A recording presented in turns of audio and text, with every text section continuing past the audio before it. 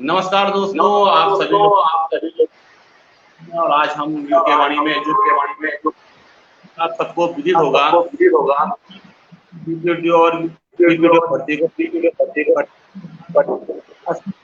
में कथित तौर पर कहा जा रहा है और इसमें आज हमारे बेरोजगार संख्या और हमारे साथ सुशील जी पूरे उत्तराखंड में हम कि इन दोनों का आप लोगों को पता है कि 7 वीडियो का रिजल्ट आता है, छात्र निकलते हैं। जो बॉबी पवार सवाल है आप इस भर्ती को आने का आरोप लग रहा है। आवाज कट रही है आपकी आवाज कट रही है। आवाज कट रही है आपकी आवाज। आपने माइक बंद कर लें। आप लोग आर्यावास हाँ तो बीच में मिस हो रही है कि आप पर इस भर्ती को लटकाने का आरोप लग रहा है। क्या वाकई में ये बात सच है? आप लटका दें इस भर्ती को? तो कौन लटका रहा है इस भर्ती को और किस प्रकार से लटकाई जा रही है, तो बता दीजिए। लटकाने का मतलब क्या हुआ? अगर किसी भर्ती में भ्रष्टाचार हुआ,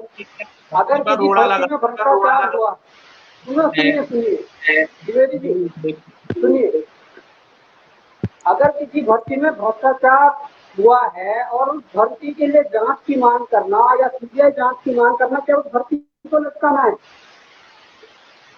ये बेरोजगार लोग ये बड़ी समस्या है उत्तराखंड में ना, कि लंबे समय से कुछ लोग ये बोल रहे हैं कि भर्ती को लटका रहा है, ये तो वो कराना फलाना है।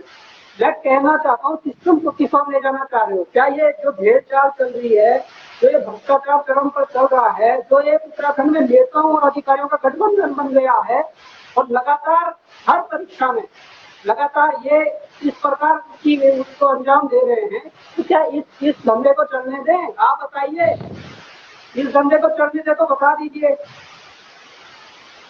आपका कहना सही है, पर मैं कहूँगा कि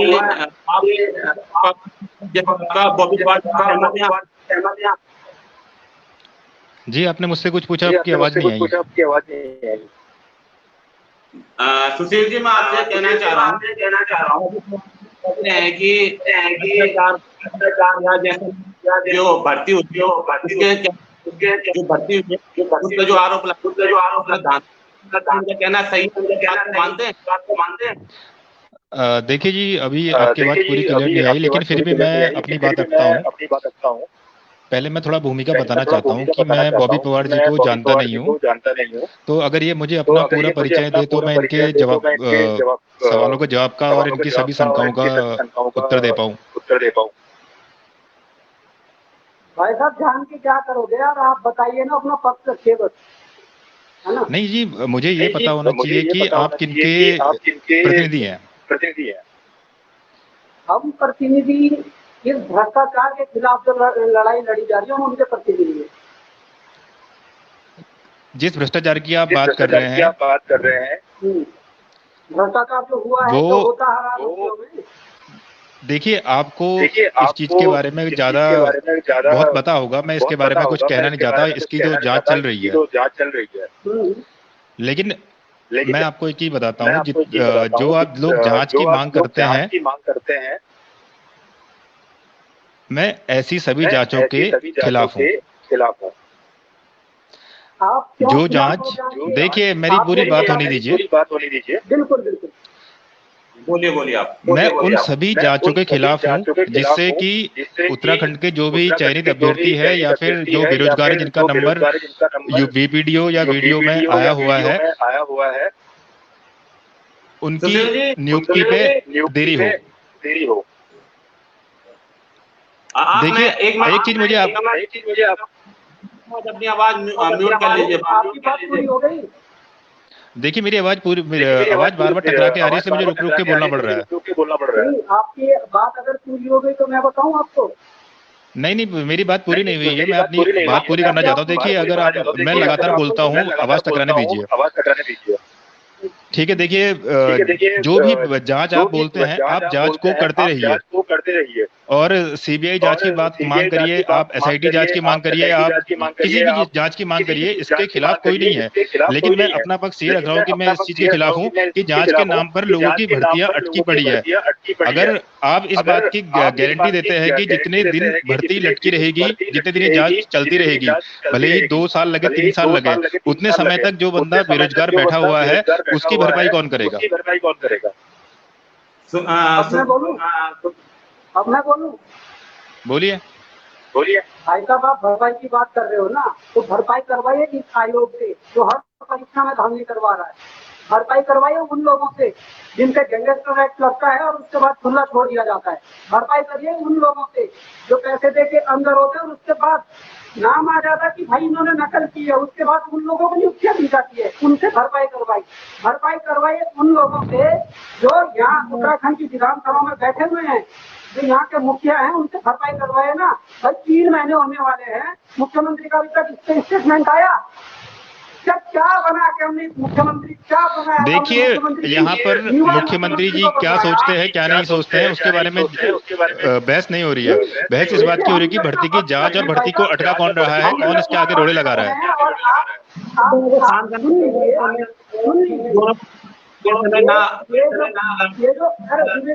सुनिए, मैं कहना चाहूंगा भाई जब युवा मुख्यमंत्री के लिए जब वहाँ खटीमा सीट से हार के आते हैं, उसके बाद भी उत्तराखंड, अरे यहाँ पे युवा मुख्यमंत्री के खटीमा सीट से हारने की बात कहाँ से आ गई? आप मुद्दे से क्यों भटक रहे हैं? सुन तो लो। अरे नहीं, तो आप ये बता रहे मुख्यमंत्री जी चुनाव हारे जीते उसका अलग मुद्दा है, बात यहाँ पे भर्ती की हो रही है। मैंने बोला ही नहीं और आप बिना बोले मेरे बीच में बात सुन लीजिए।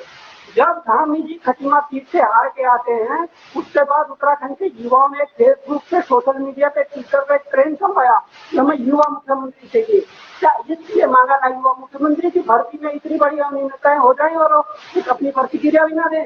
क्या इसलिए मांगा था युवा मुख्यमंत्री? भर्ती में जो अनियमितता की तो हमारा ये है, चलो ठीक है, हमने मुख्यमंत्री आवाज पूछ किया, हमने ज्ञापन दिए, नहीं सुनी मुख्यमंत्री ने, परंतु जब विधानसभा में सवाल उठाए गए, विधानसभा में सवाल उठने के बाद भी मुख्यमंत्री की कल प्रतिक्रिया में आना क्या करता था? बताइए। देखिए जो मुख्यमंत्री जो करना चाहे वो करते रहे, हमें उनसे कोई मतलब नहीं है। देखिए हमें यहाँ पर बात चल रही है भर्ती की, जो भर्ती अटक रखी है उसकी, और उसमें किन किन लोगों के हाथ है, हमें इस चीज की जानकारी चाहिए। कैसे आपके पास सारे के सारे सबूत आते हैं जो कि किसी और के पास नहीं होते, और कैसे मुझे समझ में ये नहीं आता कि रिजल्ट आने के, एग्जाम के 6 महीने बाद रिजल्ट आता है, उसके आने के बाद एक संदिग्ध स्क्रीनशॉट आता है सामने, जिसकी वजह से साइबर सेल को जांच सौंप दी जाती है और उसकी वजह से कई लोगों की भर्तियां अटकी हुई है। ये आज तक कहाँ था? आप इस चीज का जवाब दे देंगे? आप कह रहे हैं ना कि हमारे पास सबूत कहाँ से आते हैं? ऐसा हम लंबे समय से लड़ाई लड़ रहे हैं, हमारे पास सबूत आएंगे, हमारे पास लोग सबूत देके जाते हैं और करिए ना जांच उस चीज की। हम तो कह रहे हैं खुला आपकी जांच करिए, क्या दिक्कत है? अगर आपको गलत पाया जाता है उस चीज को खारिज करिए। हमने तो आपने अभी तक ये क्यों नहीं कहा कि भैया जांच करते रहिए, लेकिन जो भर्ती प्रक्रिया है उसको तो बढ़ाइए? क्या लोग केवल साइबर सेल को देखते रहे? आप ये बताइए ना, डीवी के बाद और क्या बनाना चाह रहे हो भर्ती प्रक्रिया में? देखिए डीवी के बाद अभी टाइपिंग टेस्ट बचा हुआ है, उसके बाद डिपार्टमेंट लिस्ट बची हुई है, और जिन अभ्यर्थियों को अगस्त से सितंबर तक नियुक्ति मिल जानी चाहिए थी, अभी सबका जो भविष्य है वो अंधकार में है। आपको ये पता है लोग किस मानसिक परिस्थिति से गुजर रहे हैं? हमने भी देखी है, जितने जल्दी भर्ती का डीवी हो गया, वो जो 15-18 लाख वालों का प्रेशर हो, जो भी हो डीवी करवाने में। देखिए आपको ये चीज पक्का पता है कि 15-18 लाख रुपए दिया, तो आप सामने लाइए, उनके नाम लेके आइए सामने, तो नाम बोलिए ना। यहाँ पे आपको सुन रहे हैं, हजारों लोग सुन रहे हैं, आप नाम बोलिए। अरे आप हजारों लोग सुने, लाखों लोग सुने, हम वही तो कि लोग सुने, 15-18 लाख चले हैं। तो नाम बोलिए ना उनका, हम भी सुन रहे हैं, हम भी चाहते हैं आप बोलिए, ऑन कैमरा बोलिए। हाँ तो हम वही तो कह रहे हैं, जांच तो करिए ना, जांच तो करिए, जांच में सब सामने आएगा। अरे जांच, अगर आपको जांच भी नहीं करनी, केवल आपको ना ही किसी का नाम लेना है, कुछ नहीं करना, बस बोला भर्ती में अनियमितता होगी, भ्रष्टाचार हो गया, कहानी खत्म। अरे किसने बोला नाम नहीं लेना है? नाम लीजिए। पवार जी, जैसे आप कह रहे हैं आयुक्त को जो भी आपकी आवाज नहीं आ पा रही है द्विवेदी जी, आवाज नहीं आ रही आपकी। जैसे मैं ये कहना चाह रहा हूँ, जैसे आप ये जो मेरे पास व्हाट्सएप पे मैंने वो आयोग को आवाज कट रही है भाई साहब, क्या बात कर रहे हो आप थोड़ा बोलिए सही से। पवार जी, मैं ये कहना चाह रहा हूँ कि आप सबूत थे नकल के, वो मैं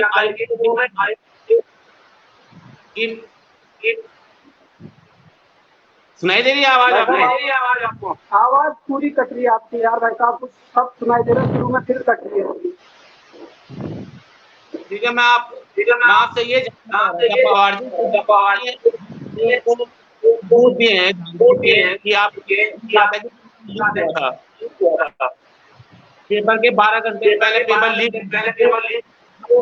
जो व्हाट्सएप पेपर आया था हो सकता है, क्योंकि आजकल बहुत सारे के द्वारा क्या होता है कि सत्य मैं सर आवाज नहीं कट पा रही, पर जहाँ तक मैं थोड़ा थोड़ा समझ पा रहा हूँ, आप स्क्रीनशॉट के बारे में बात कर रहे हो। मैं आपसे ये आपने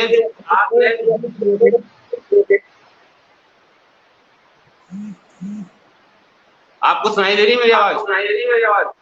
अब सुनाई दे रही, पर जब आप लगातार बोल रहे तो फिर उसके बाद आवाज नहीं आ रही है। पवार जी, मैं आपसे ये कहना चाह रहा है वो कथित भर्ती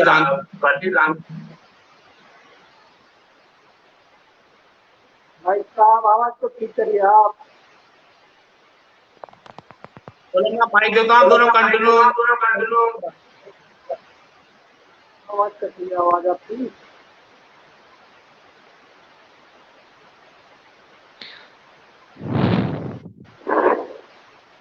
हेलो जी, सुनाई दे रही? आपकी आवाज पूरी, जो आप एक सेंटेंस बोल रहे हैं उसमें कुछ चीजें मिस हो रही हैं।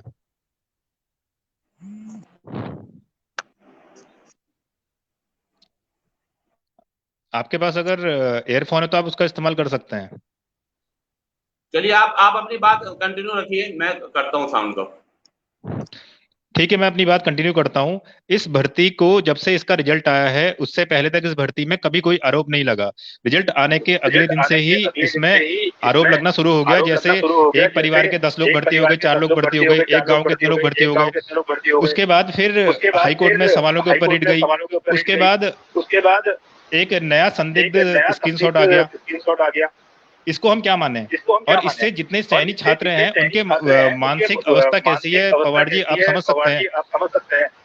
देखिए, जितने भी लोग अभ्यर्थी अभी तक भर्ती हुए हैं, वो कोई भी खुश नहीं है, जबकि उनको खुश होना चाहिए, मिठाई बांट लीजिए।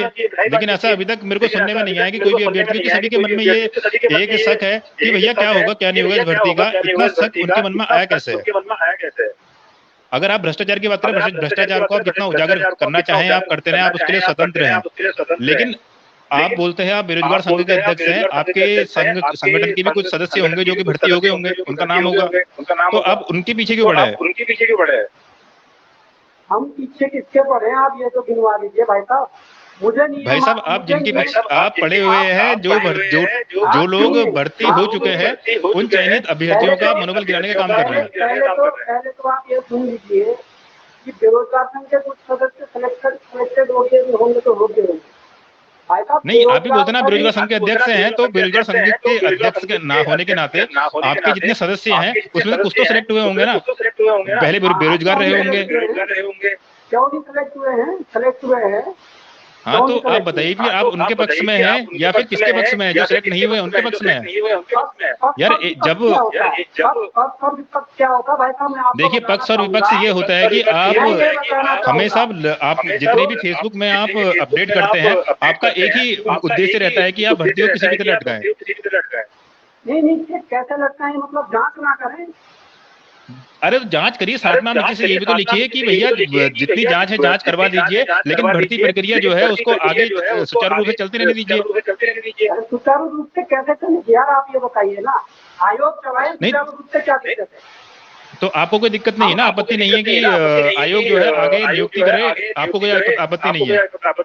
आयोग बिना कोर्ट में पेंडिंग मामला है, आयोग बिना उसकी नियुक्ति करेगा, आप बताइए। अरे कोर्ट में जो पेंडिंग मामला कोर्ट में पेंडिंग है उसके अलावा क्या है? कोर्ट में जो मामला पेंडिंग है, देखिए जो साइबर सेल की जो रिपोर्ट आ रही है उससे पहले भर्ती नहीं हो सकती आपके हिसाब से। मैं तो चाहता हूँ कि अगर साइबर सेल की रिपोर्ट आती रहे, जांच होती रहे। जब तक भर्ती की जांच नहीं हुई तो भर्ती कैसे हो जाएगी तब तक, बताइए ना। तो जांच 4 साल में हो 5 साल में हो उससे कोई फर्क नहीं पड़ता आपको। उसके लिए प्रेशर बनाइए ना मिलकर, उसके लिए मिलकर प्रेशर बनाइए कि जांच जल्दी नहीं। आप कौन सा प्रेशर चाहते हैं ये बताइए? हम ये प्रेशर चाहते हैं भाई जांच जल्दी हो और जांच में जो निकले वो नहीं, आपने एक इंटरव्यू दिया था कि इस जांच के बाद आप सीबीआई के पास जाएंगे।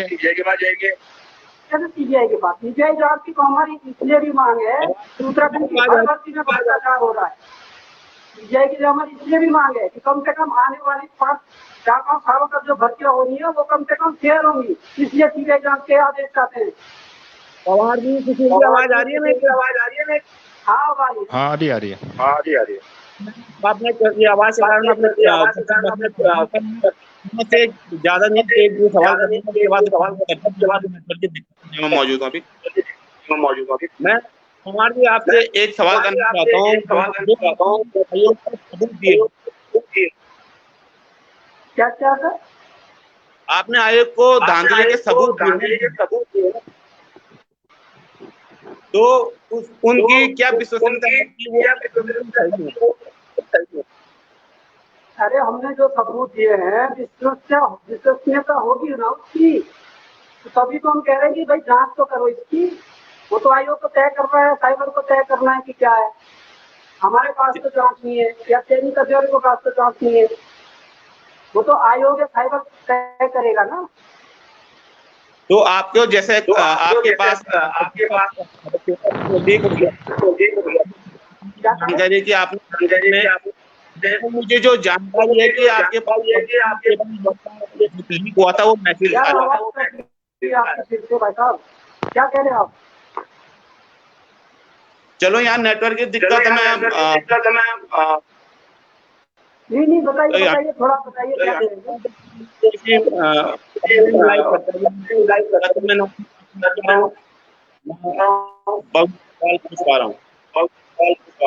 हाँ बताइए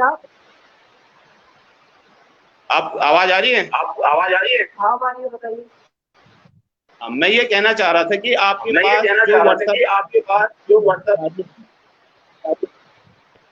पास व्हाट्सएप में जो पेपर लीक हुआ था उसको भेजा है। क्या भेजा है? जो आपके पास संदिग्ध स्क्रीनशॉट की बात कर रहे हैं। तो क्या कह रहे हैं उसमें, मतलब? तो वो तो नकली बन सकता है। नकली बन सकता है वो ये बोल रहे हैं। अरे अगर नकली बना रखा है तो खारिज कर दीजिए ना, एक बार खारिज करिए। अगर नकली है तो खारिज करिए ना, हम तो चाहते हैं खारिज करिए। ठीक है सुशील जी। टाइम लगा रहे हो? हाँ जी बोलिए। मेरा भी आप इतना टाइम लगा? आप सवाल है आपकी आवाज कट रही है आपकी। मान चुके हैं कि प्रत्येक पेपर में धांधली हुई है। जी आप एक बार दोबारा रिपीट करेंगे, आपकी आवाज नहीं आ रही। आप ही बता दीजिए भाई साहब क्या बताना चाह रहे हैं कुछ, अगर आप। मैं ये कहना चाह रहा हूँ कि आयोग के अध्यक्ष धांधली हुई है, तो आप लोग आपत्ति क्यों करते हैं? देखिए मैं आपका सवाल समझ चुका हूँ। आप ये बोल रहे हैं कि अध्यक्ष साहब मान चुके हैं, धांधली हुई है तो हमको क्या आपत्ति है। जी जी जी देखिए, अगर हाँ जी, मैंने उनका वो इंटरव्यू देखा था अध्यक्ष साहब का, और उन्होंने कभी भी ये बात खुल के नहीं कही कि धांधली हुई है। उन्होंने सिर्फ संभावना जताई है, और संभावना जताई है जो पवार साहब ने जो सबूत दिए हैं उनके उनके आधार पर, और उसकी अभी जांच चल रही है। तो आप सीधे सीधे ये नहीं कह सकते कि राजू साहब ने बोला है कि धांधली हुई है, उनको मान लिया। ये आपका स्टेटमेंट पूरी तरह से गलत है। भाई साहब कबूल तो बहुत बाद में किया है, स्क्रीनशॉट तो बहुत बाद में किया है। अध्यक्ष साहब ने तो पहले ही कबूल कर लिया कि हाँ धांधली हुई है, इस बात को ना भूलिएगा आप। देखिए ये बात आप गलत कह रहे हैं कि उन्होंने कबूल कर लिया था। अगर उन्होंने कबूल किया है तो वो जांच करें। उन्होंने अभी तक कबूल कुछ नहीं किया है, उन्होंने सिर्फ ये कहा है कि संभावना है।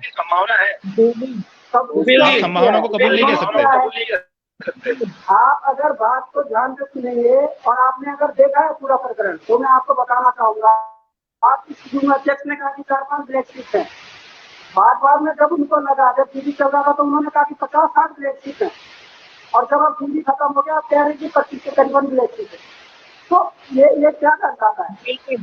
देखिए ब्लैक सीट जो आप जो ब्लैक सीट वाला प्रकरण आप बोल रहे हैं, ये भी आप ही ने उनको जो संदिग्धों की सूची दी है, ये वहीं से निकल के आया है। तो आप ही बता दीजिए कि भैया आपको ये सूची कहाँ से मिली जो आपको लगता है कि ये ब्लैक सीट है। वो तो तय हो जाएगा ना जांच में, जांच तो होने दीजिए। अरे अब हर चीज को आप जांच के ऊपर आप भी डाल रहे हैं, तो आप जांच का इंतजार कर लीजिए ना।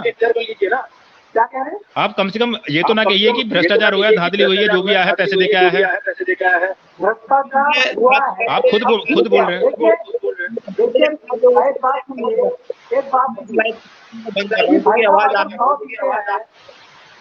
अगर 100 सीटें हैं तो अगर पैसा चला होगा तो मेहनत वाले तो निकले ही होंगे, मेहनत वाले भी निकले होंगे, ठीक है।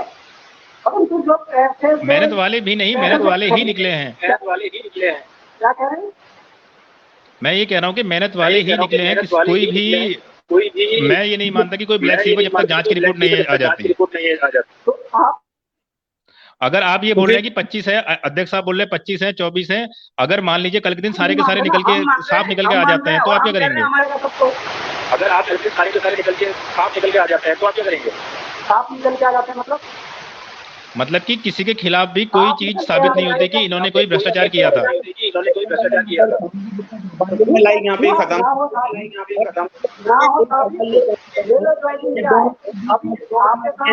पहले का प्रकरण है, जिनके पास पकड़े गए थे आज उनको भी ज्वाइनिंग दी जा रही है। वो इसलिए कि उत्तराखंड के युवा ने हर समय 2 गुट बनाए हैं। आपकी आवाज कट रही है बाबू जी।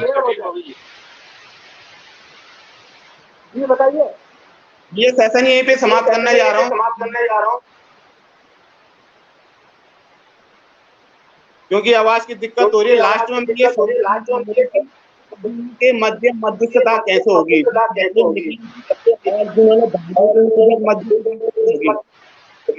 आवाज कट रही है आपकी।